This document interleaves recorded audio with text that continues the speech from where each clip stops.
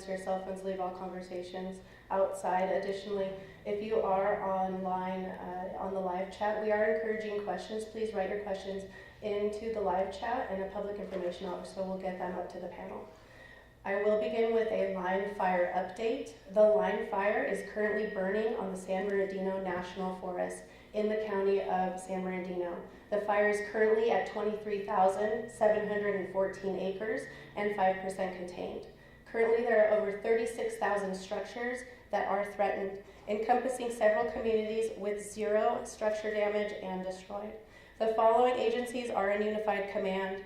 They are the United States Forest Service, CAL FIRE, City of Highland, San Bernardino County Fire Protection District, and the San Bernardino County Sheriffs. We will begin with an operational overview by our Line Fire Operations Section Chief, Jeremy Pierce. Good evening. So starting off on the lower section of the fire where it says Division Zulu and working around this section here. In the Highland area, we've increased some of our perimeter control. Moving through this whole section, we have it on what we call a patrol status. Crews are in there monitoring for any hotspots. We're making great progress in here, and we've got some good perimeter continuing. Moving our way up into where you see this Division Alpha. This is our 330 corridor here.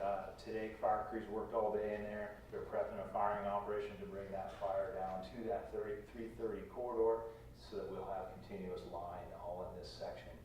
Moving a little bit farther up where this Division Charlie is, we've got dozer line that started from the 18 and has come all the way down to the City Creek Fire Station. That dozer line is in progress, hoping to have it completed by this morning or tomorrow morning. We've got great progress in that area as well. As we come up this corridor and get into the Running Springs area, crews have been working all day mopping up under the structure, cleaning up the line, straightening it as well. Very good progress as you move farther to the east. We're cleaning up that line with some dozer operations as well to make sure that there's no more further threat to that Running Springs area. And we're having some high success there preparing for incoming weather. As we move down into that Romeo and uniform area on this far east side of the fire, it's some terrain over there. It's very difficult access. Crews are working on some dozer line to try to check that out, but have a very difficult time due to our fire activity in and around the Keller Meadows area and the Keller Peak area. They're making some progress, but it's just very slow, tough terrain for the crews in that particular area. And then as we come down into where it says Branch 20 on that far east side, down in that 38 corridor, over by the Angels Oaks community over there. We have fire just above that. Crews have put some dozer line in to check that, as well as some dozer line along that 38 corridor up on the ridge. And we're evaluating that. And right now that fire has stayed up on the ridge just above the Angels Oaks. And we're continuing with that line preparation as it moves to the west to keep that from that 38 corridor. And that being said, this whole eastern side of the fire is our priority right now. We have that aircraft in there all day long, working on hotspots, keeping things cooled down, trying to keep it in check. It's been very active today with the fire behavior. So in our current predicted fire behavior that's coming up, we're very concerned about a northeast push on this fire. And it should have, or we're expecting it to have a very significant growth over the next 24 to 48 hours. So that's the report for the line fire as of today.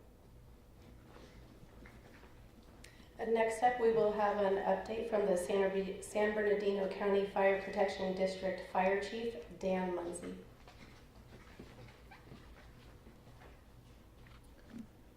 Good afternoon. California is home to definitely the best firefighters in the nation. They are here on this fire. Whether they're wearing blue of CAL FIRE, County Fire, City Brethren, or green of the U.S. Forest Service, they do amazing work, and they're doing it in strong collaboration and cooperation. And we're seeing that play out in the protection of our communities. On Saturday, when the fire made a run up to Running Springs, Fidalgo, Smiley Park, we were estimating that we were going to lose houses. We were sure of it. And I want to thank our neighboring counties for immediately mobilizing almost 600 firefighters that we surged up into our mountains to protect those structures. And to be frank, I want to thank God too for the rain that came right at the nick of time, that dampened down that fire, that allowed our firefighters to get in there and safely do the good work and protect every one of those structures. I want to thank the incident management team, CAL FIRE Team 1, for the strategic planning, for the operational control, for the service and the support that they give to our men and women. They are doing an outstanding job to allow our firefighters in this 100+ degree weather to get in there and make a stand on this fire. It's very easy to do an operational briefing on a map, but the reality is the men and women that are out there working so hard, it's truly amazing. But this fire is still a danger. Yesterday I was worried about Angeles Oaks, Mountain Home Village. I was worried about Forest Falls. The fire was making an eastern movement, and it still has a possibility of doing that. We've been challenged by the weather. Besides being very hot and, as you know, drought and the historic low temperatures, low humidity and fuel moistures, these thunderstorms have been moving this fire around. Today, the fire is moving northeast, and we're concerned with the citizens of Big Bear. But just like we surged firefighters into Running Springs area to protect those homes, the County of San Bernardino Fire Department is prepared to do that for all our communities. But we can only do it in conjunction with our strong partnership with the U.S. Forest Service and CAL FIRE and our city brethren, and I'm deeply grateful for that. Thank you.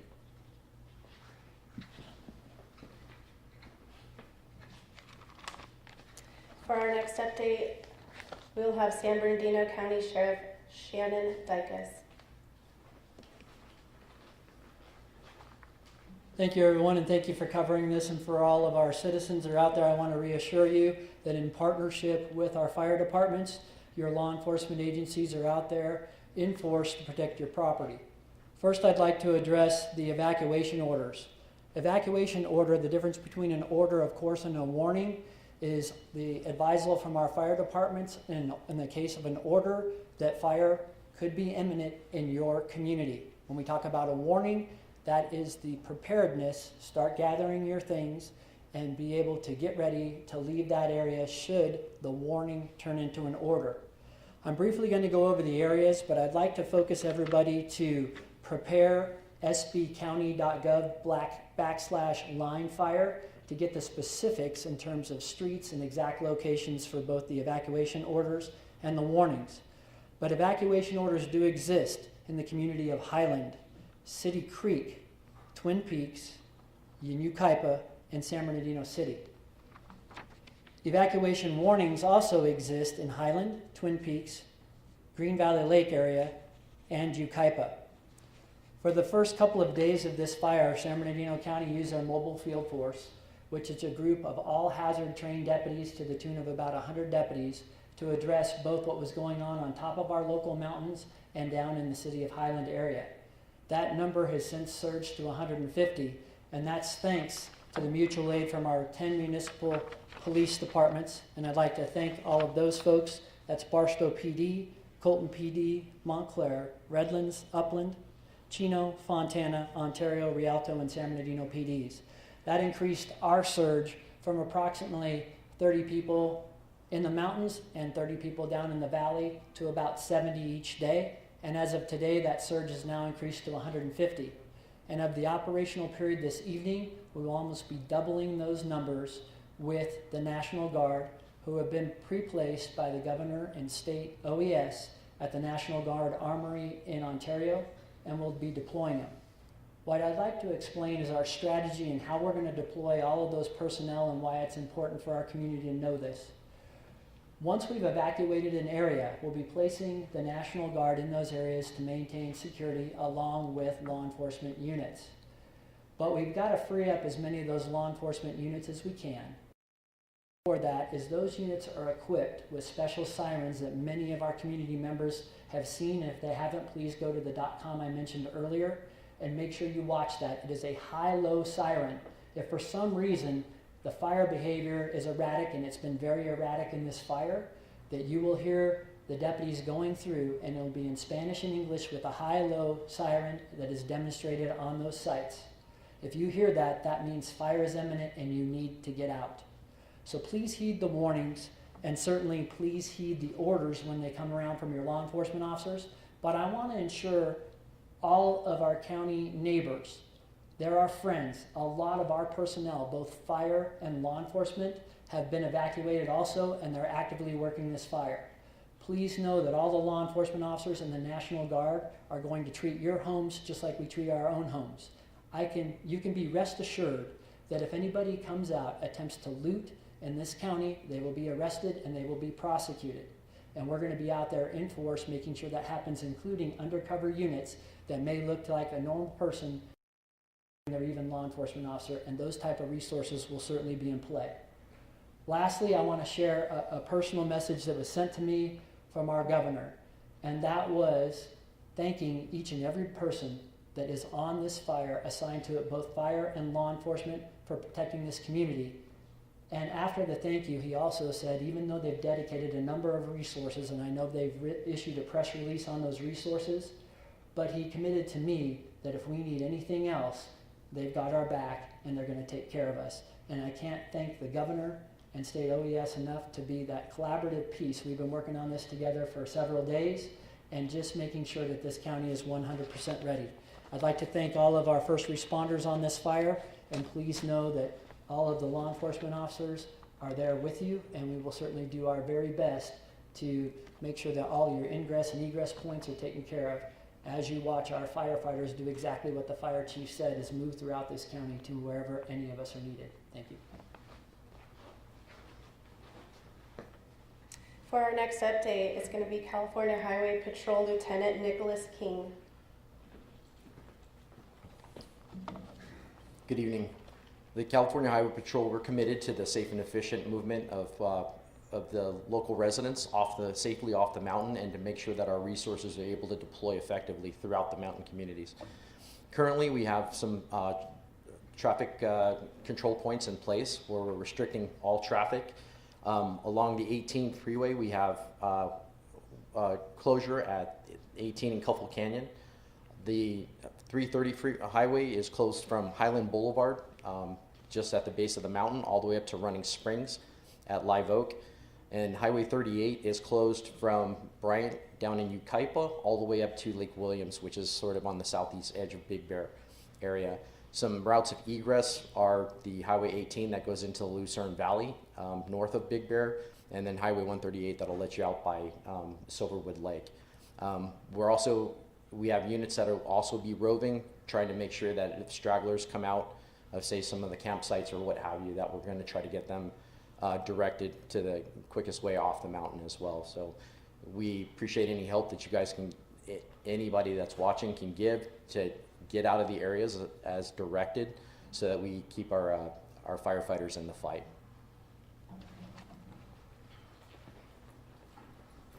With our next update, we have Unified Incident Commander from the San Bernardino National Forest, Fire Chief Sal Reyes.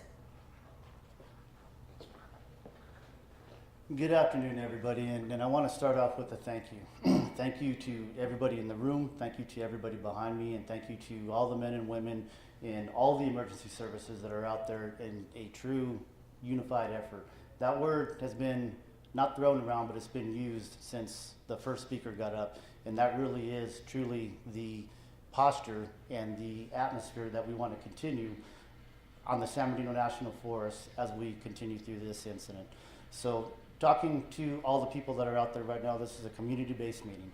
We want everybody to know that the San Bernardino National Forest understands that we have one of the forests, even though acreage-wise, size-wise, one of the smaller forests, if you go across the country, has one of the largest populations of people and communities within our forest boundary. When we have a fire of this size, of this magnitude, of this intensity, I'd be misspeaking if I said our firefighting workforce and our workforce as a whole was able to handle that ourselves. I think that all of my partners and cooperators, not only in the room but behind me, would agree to that statement, and it really needs to be an all effort by every single emergency services out there, and that's what you're seeing right now. The San Bernardino National Forest is dedicated to the people in the community that live in it, surround it, not only for the homeowners and the livelihoods of the economic and social impacts that are currently happening, but also for the resource values that are out there and making sure that we have a beautiful national forest as much as possible in the strategic planning that the very capable team members that are here, as they're working through how to put this fire out, we're also working future on how to make this forest get back to where it's at. Obviously, the immediate need is the public safety and the firefighter safety. I want to reiterate everything that's already been said right now. For the general public, if you're given information by the sheriffs or any law enforcement officer, please follow that. The men and women out there doing their job can't do their job safely and effectively if they can't focus on what their specific mission is. And always, the mission is going to be life safety first. For anybody in the area and our homeowners in the community, and the San Bernardino National Forest absolutely supports that. So please make their job as easy as they can and follow all the instructions. We're going to be working continuously hard with the team that's in place and everybody else to get information out as speedily and readily as possible. And then when the time is right, the decisions will be made to get people back into their homes and their businesses and everything that goes along with that. There's currently a forest order in place for closure. There's also lines available through different things to get information, not just on the social media aspects, but also the hotlines. You know, those are chat staffed 24/7 as of right now. Those information are available, staffed by our forest personnel and everybody else out there that's lending a helping hand. I'm going to end and close with, again, the San Bernardino National Forest is dedicated to the people of the communities, the natural resources, the cultural resources, the social economic impacts of what this incident is really bringing to us. And as we stand here, literally in the shadow of multiple smoke columns around our Inland Empire community, not just to mention our focused area here on the forest, we know that there is a lot going on in California. The chief's already mentioned that. Our focus is this incident, the people that are affected by it, and how to get this incident where it needs to be and get the forest and the communities back in place and resume that normalization. Thank you, everybody.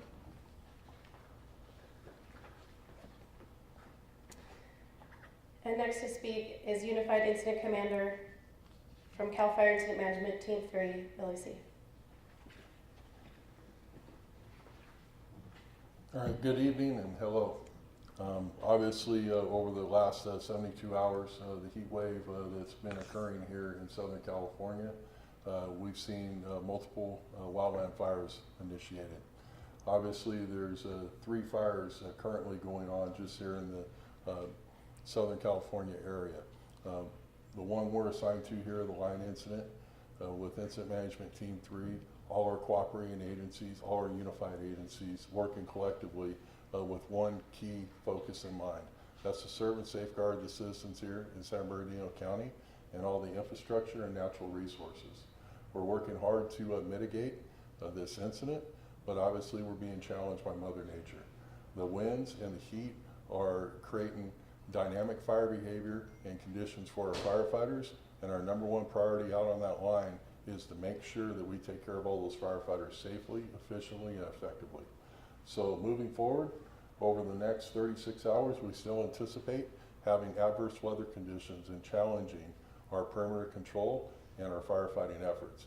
We do have several hundred firefighters on order with additional resources coming in, along with the additional resources that are inbound for Southern California for the other 2 incidents that are currently active just in this general area. So just to repeat, this is a unified incident. It's a unified front.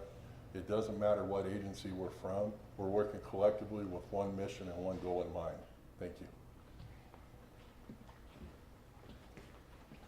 Okay, at this time, we'll be answering some of the questions that you've provided us in the live chat.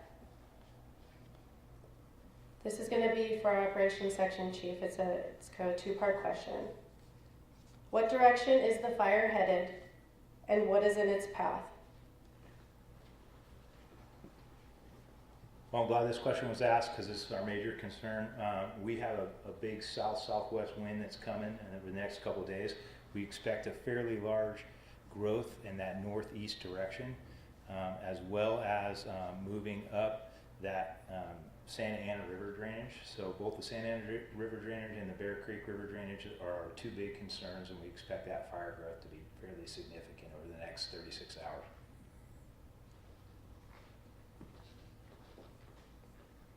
We have another question for our Operations Section Chief. It's concerning where is our air support? This is from a resident in the Mill Creek area. So it's easy to see when aircraft are up in the air or not up in the air, and it's a question that we commonly get on these incidents, but it's more complex than that. It involves our smoke conditions. We have to have clear air to fly. Over the last couple of days, we've had thunder cells that have come in through the area and produced over 3,700 lightning strikes and 300 down strikes. That has hindered some of our aircraft usage as well as our helicopter usage. But when we do have clear air, I promise you the first thing we're doing is getting aircraft up in the air, getting it to work, and working with our ground forces to help them secure whatever line we can and safeguard our communities. We had some air support up in that Running Springs area for a short period. It was driven off the fire through some pretty significant thunder cells, low visibility, and lightning. They flew as long as they could, sat down. As soon as the thunder cells moved, they were back up in the air. We'll do the same thing over the next couple days, and the general message is if we have clear air and it is a priority part of our fire, we will have aircraft on that fire and on that division or in that area. Our next question is going to be for the sheriff.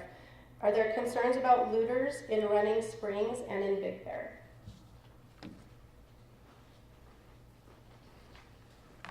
Right now, we'll have to see about the Big Bear area as far as whether it comes underneath a warning or an order, and we're not to that point yet. I know we're working closely with our fire partners in terms of those triggers that would trigger that for the folks in the Big Bear area.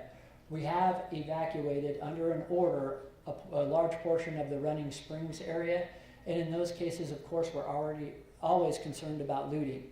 We've only had one case of a potential burglary or looter, and those subjects have been arrested. Just like I said, I am telling anybody right now, if you have an arrest warrant or anything and you enter these areas, we've had a number of arrests already. One in particular was a motorcycle rider on a stolen motorcycle that entered that many, and they are now in jail. We are not messing around. And like I said earlier, your homes are our homes, and we're going to be all over this. I don't have an overriding concern that there are looting crews or anything like that in our area. I know during our last snowstorms, we also experienced a couple of times where we had opportunists come in and try to take advantage of a few things, but not in large groups or anything. And we will certainly deal with those folks, and they will be behind bars, and we have a DA that will absolutely prosecute them. Thank you.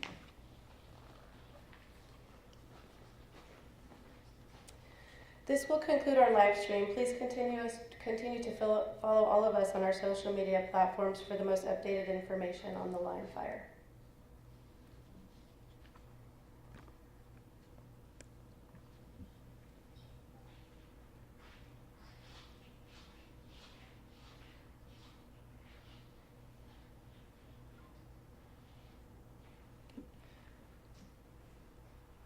Okay. So for the media here, now's your chance. If you have any questions for our panel behind. Is it possible to just go to the map and see where you expect this to go, say 12, 24, 36 hours, if you're able to kind of estimate? So progressing, some type of progression on the map. Correct. Thank you.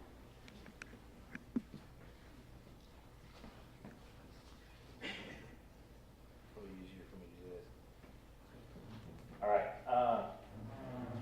So coming up, the Santa Ana River drainage here, and moving in both sides of this river drainage. We expect it, let me get my bearings here, by 9 a.m. Tomorrow morning, we have projections of it sitting right here at the intersection of Santa Ana River drainage and the Bear Creek drainage, somewhere around 9 a.m.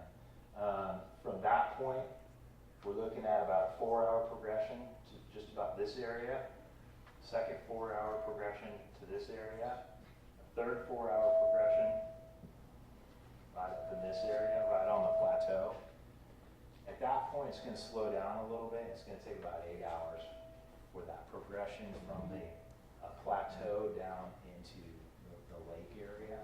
and that's based upon our fire modeling with our projected winds. There's a lot of factors in there, and these are our projections, and this is what we're working off of. But we'll be doing that firefighting where we can. But under tomorrow's conditions, it's going to be an extreme challenge for our firefighters to get ahead of this. So that's what we said as far as fire progression. And I know that caller mentioned running springs. I mean, what is it, like a mile or two? The line there, is it expected to travel further north, or is it because it's moving to the northeast, it might be spared? So we definitely have some concerns in this area as far as that fire travel up in this direction. We have firefighters in here for the last 2 days working this section, and we've done some cleanup and some firing, some dozer work, some handline work, ton of stuff in here, some hose laser in here. We've done some cooling down. So we're really hoping we might have the occasional fire that pushes a little bit, and we'll have resources in that whole area doing structure defense the entire day.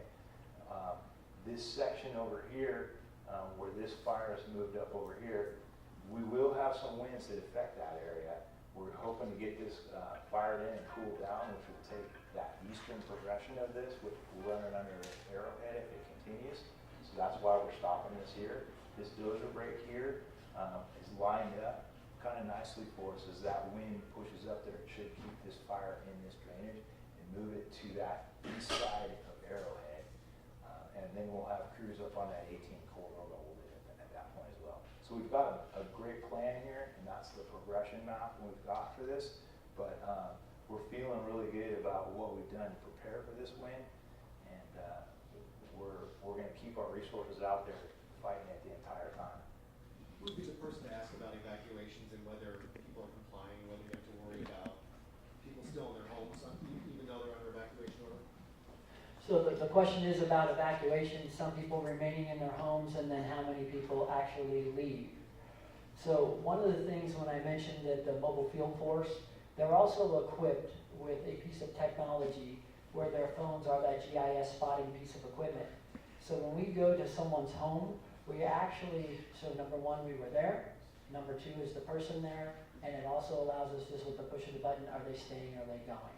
Right now, we're getting a tremendous amount of cooperation, but as you can imagine, there are some people that don't want to leave their homes.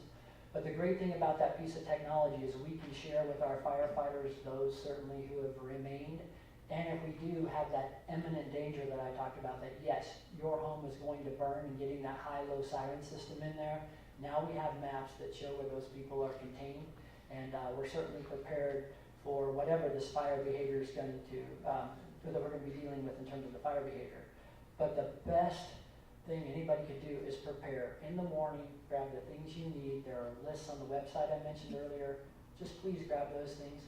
Get out of the way of our firefighters. They'll get in there and they will do the amazing work that they do. But we have to clear those streets, take those warnings, and take those orders seriously so that you maintain safety for yourself and your family. And do you anticipate evacuation orders or warnings to go to the Big Bear area? And if so, how quickly might those come down? I mean, should people in Big Bear be prepared? Obviously, you've seen the progression. So I imagine somewhere when we get in the area of that plateau and the fire slows down, but yet it certainly looks like it's approaching Big Bear, we'll be working closely with fire. At any of the trigger points where they say we need to put Big Bear on a warning, we'll absolutely do that immediately. And then when it comes to the order, we'll actually do that and then be out going door to door and trying to track who's left and who's staying there. So we have that good situational awareness picture. And we're very blessed right now. Like I said, a lot of state resources, a lot of federal resources. Congressman Aguilar was here. He was at my Department Operations Center. And so far, even on trying to help us with all these efforts, whether it's equipment coming in or when we get to the point of recovery, our federal, state, and local resources have been nothing but amazing in terms of supporting this event.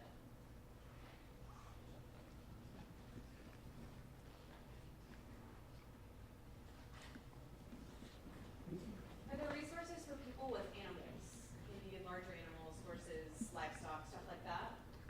Yeah, we do have multiple evacuation shelters, both for large and small, and some of the evacuation shelters, including the one in Fontana, is taking pets.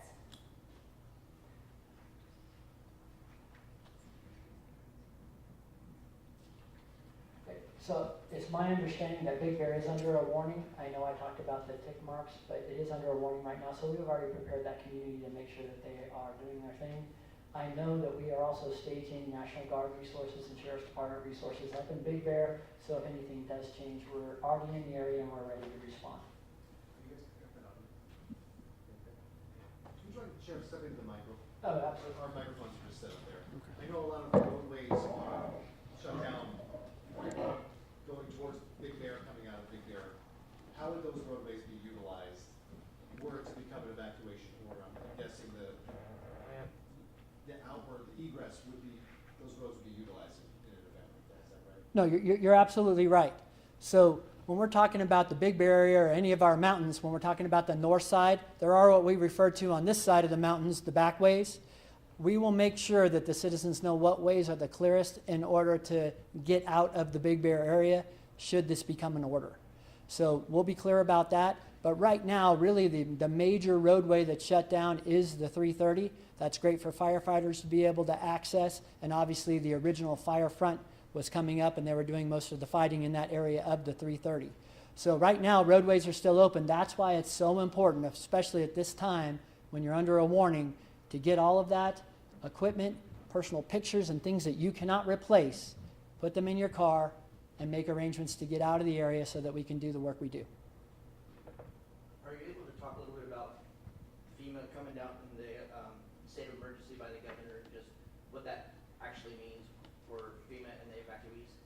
Sure. Well, FEMA, that comes from the federal government in terms of those things. They issue a declaration. We did the emergency declaration here locally, but that allows us to, the federal government, to help pay for a lot of the things that you're seeing here and all this mobilization of both law enforcement and fire resources. We've started locally here at the state on the law branch side about 4 days ago when we first started having a few of these things kick off, had those conversations with them. Hey, this is what we have, this is what's going on. And that's when the governor proactively stationed the National Guard out there. And as a result of that, we're deliberately using them in a number of areas so we can free up those municipal and county law enforcement resources. And what's the most important thing you need for the evacuees that are off the mountain on finding resources? So we mentioned the shelters. If you go to that Prepare SB County, you'll have all the shelters that are available there. Still tune into that site. There are a lot, even CAL FIRE's got a site. We're updating all that information all the time. Everybody is going to be anxious to get back into their homes. We are equally as anxious to get them back into their homes, but as explained by all of our fire personnel, hotspots are still popping up. So you may be somewhere in the neighborhood and say, well, I want back in my home because I don't see these things. Until they do that mop-up portion, they mentioned cooling down, it's still dangerous in those areas. So we're asking for everybody's patience. Stay at the shelter or other arrangements you've had. We're going to be very vocal about what opens and what closes and when, and we'll try to get people back into their homes as quickly as possible. But number one is always going to be safety for both law enforcement and fire. Thank you.